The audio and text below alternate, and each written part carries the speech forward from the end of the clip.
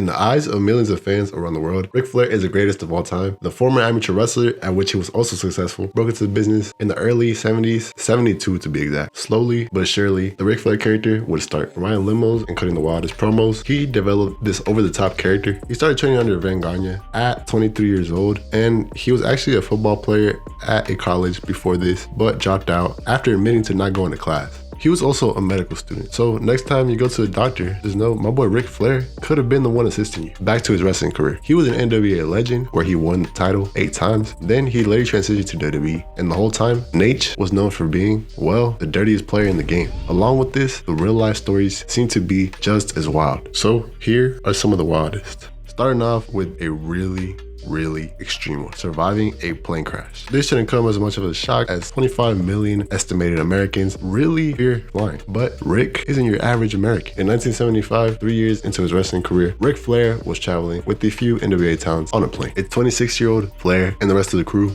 went crashing with the plane as a plane tragically fell. Now, the reason why the plane allegedly fell is because there was too much weight on the plane. Ric Flair, after this, suffered a serious injury. His back was broke. This could have obviously been a career-altering event, but Ric Flair did physical therapy and what it took to get back into the ring, and he was back in there a few months later. After this, the Nature Boy character was born, and the rest is history. Some of the great things can come from tragic situations. Number 2, stalked by a fan.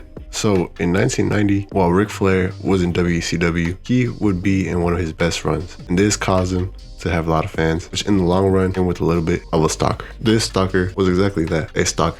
Oh! And things were taken to another level as she started threatening Ric Flair's family. The stalker's main message was that she was pregnant with his baby, but that turned out to be false. Rick filed a complaint against the stalker after 8 years. 8 years of having a stalker? What is life even like? Struck by lightning, not once, but twice. Getting struck by lightning is something straight out of a comic book, but it has happened in real life before apparently. 240,000 injuries occur each year. That's kind of wild. 240,000, that is a lot of people getting struck by lightning. This would in the 80s too, when Ric Flair, what as he tells it, gets struck by lightning twice. The first time he was walking and a lightning strike hit his umbrella. The bull bounced off and hit a guy that was walking in the eye. The second time, a few years later, he was on a plane and lightning hit again. This is wild. Just for context, apparently the chances of someone actually getting struck by lightning is 1 in 15,300, which is honestly not that rare, but still, for it to happen twice is pretty wild. Not only did lightning strike him twice, but he survived both of them. The Horseman Hotel story. This is just a quick and fun one. Pretty much the Nature Boy, being the Nature Boy, he pretty much told people that he and the Horseman would be at the Marriott Hotel, and it ended up working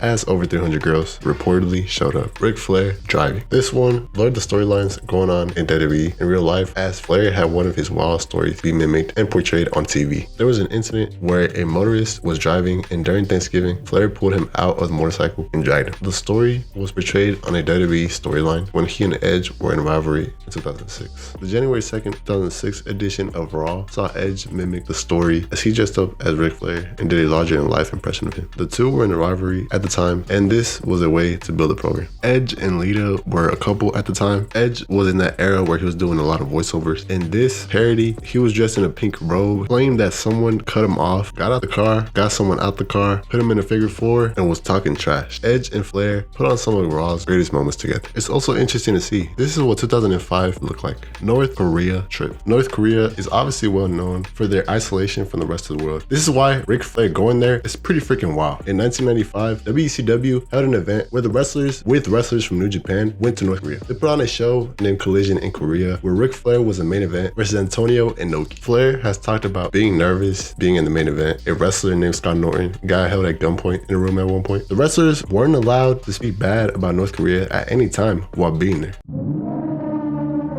Ric Flair's outing with John Cena.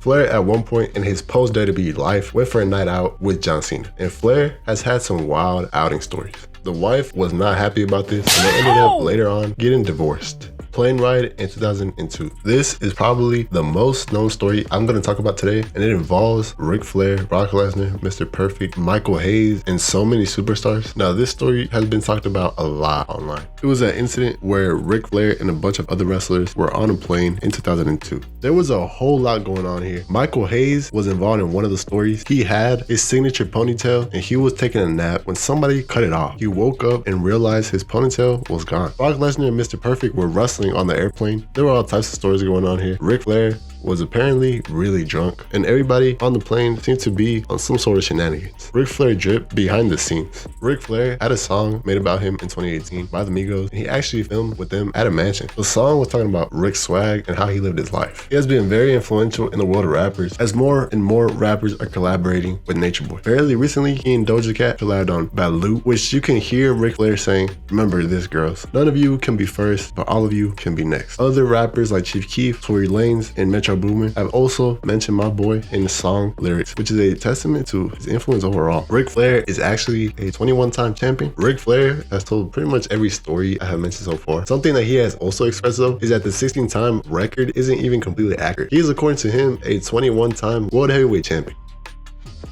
By the way, NWA championships are recognized as world titles. If you're anything like me, you kind of wondered why the championships counted towards the 16, but it's because NWA was part of WCW, which WWE now owns. Ric Flair has explained that some of the championships he's won aren't even in the record books. A lot of the NWA world title reigns he won weren't recognized by WWE, from reigns being untelevised to other circumstances like a dirty finish, being involved, or whatever the reason may be. Rick is, according to him, a 21-time world champion. Whether cutting a promo in the NWA or winning the WWE Championship, becoming one of the oldest WWE champions in history, age ain't nothing but a number.